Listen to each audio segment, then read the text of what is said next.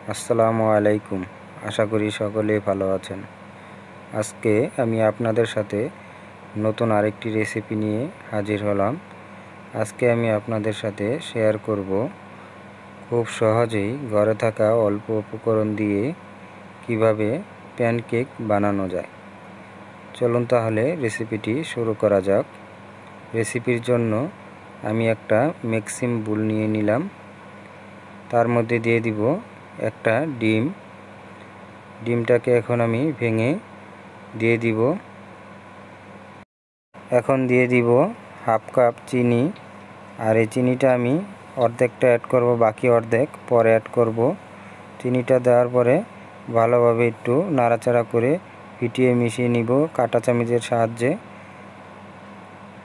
এখন বাকি অর্ধেকটা চিনি আমি দিয়ে আবারও ভালোভাবে ফিটিয়ে নিব, যাতে করে চিনিটা একবারে গলে যায়। চিনিটা যদি ভালোভাবে না গলে তাহলে কিন্তু প্যানকেকটা সুন্দর হবে না। এ পর্যায়ে আমি দিয়ে দিব 1/3 কাপ সয়াবিন তেল। তেলটাকে আমি দিয়ে আবারও ভালোভাবে ফিটিয়ে নিব।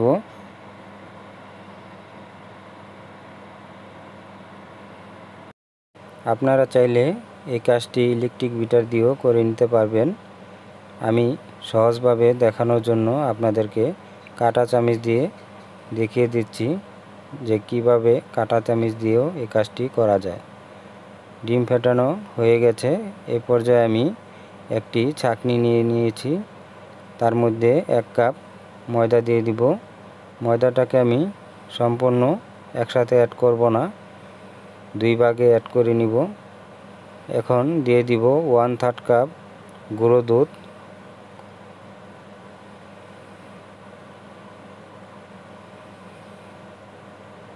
আর দিয়ে দিব স্বাদ মতো লবণ। এখন আমি ভালোভাবে চেলে নিব।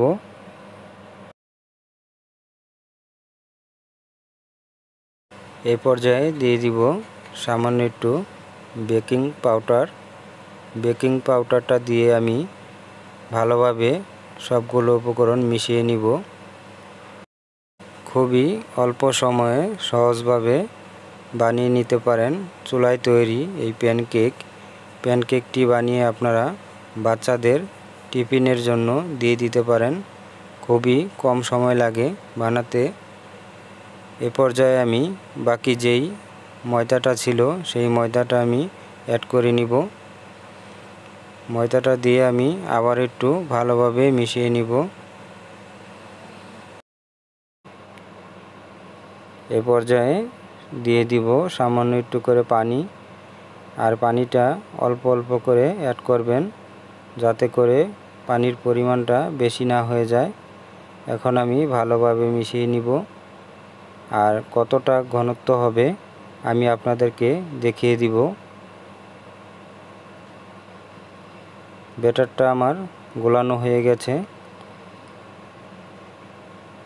এখন আমি দিয়ে দিব হাফ চামচ ম্যাঙ্গো ফ্লেভার। আর এই ম্যাঙ্গো ফ্লেভারটা দেওয়ার কারণ হচ্ছে ডিমের যে কাঁচা গন্ধ আছে সেই গন্ধটা যাতে না আসে। আপনারা চাইলে অন্য যে কোনো ফ্লেভার অ্যাড করতে পারেন, কোনো সমস্যা নেই। দেখুন ঘনত্বর পরিমাণটা কীরকম হবে। কেক বানানোর জন্য চুলায় আমি একটি প্যান বসিয়ে দিলাম। এখন আমি দিয়ে দিব ময়দার ব্যাটারটা। এ পর্যায়ে আমি আবারও ঢাকনা দিয়ে ঢেকে দিব। খুবই সহজভাবে বানানো যায় এই প্যানকেক। কোনো প্রকার এক্সট্রা তেলেরও প্রয়োজন পড়ে না। তেল ছাড়াই বানানো যায় প্যানকেক। এখন আমি উল্টিয়ে দিব। কেকটা আমি উল্টিয়ে দিয়ে ওই পাশটাও ভালোভাবে ভেজে নিব। আর একটা জিনিস খেয়াল রাখবেন, প্যানকেকটা যখন বানাবেন চুলার আঁচটা একদম মিডিয়ামে রেখে আপনারা এই কেকটা বানাবেন। আর বেশি যদি চুলার আঁচটা বাড়িয়ে দেন তাহলে কিন্তু কেকটা দেওয়ার সাথে সাথেই আপনাদের কেক পুড়ে যাবে। আমি আপনাদের দেখানোর জন্য আরেকটি কেক বানিয়ে দেখাচ্ছি।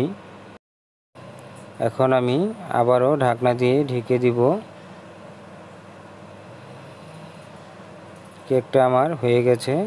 এখন আমি উল্টিয়ে দিব যাতে করে ওই পাশটাও ভালোভাবে ভাজা হয়ে যায়। দেখুন কতটা সুন্দর হয়েছে। কেকগুলো আমার ভাজা হয়ে গেছে। দেখুন কেকগুলো দেখতে কতটা সুন্দর হয়েছে। আর যে জিনিস দেখতে সুন্দর সেই জিনিস কিন্তু খাইতেও খুব ভালো হয়। আমি আপনাদেরকে একটি কেক দেখিয়ে দিচ্ছি কতটা সফট হয়েছে, কতটা সুন্দর আর কতটা সফট হয়েছে এই কেকটি। এখন আমি আপনাদেরকে একটি কেক ছিঁড়ে দেখাচ্ছি ভিতরটাও কতটা সুন্দর হয়েছে। আমার এই রেসিপি যদি ভালো লেগে থাকে তাহলে আমার চ্যানেলটি লাইক করবেন, কমেন্ট করবেন আর নিয়মিত ভিডিও পেতে আমার চ্যানেলটি প্লিজ সাবস্ক্রাইব করে দিবেন। পাশে থাকা বেল আইকনটি অন করে দিবেন। আজকের মতো এখানেই বিদায়। ফিরে আসব নতুন আরেকটি রেসিপি নিয়ে। সবাই ভালো থাকবেন। আল্লাহ হাফেজ।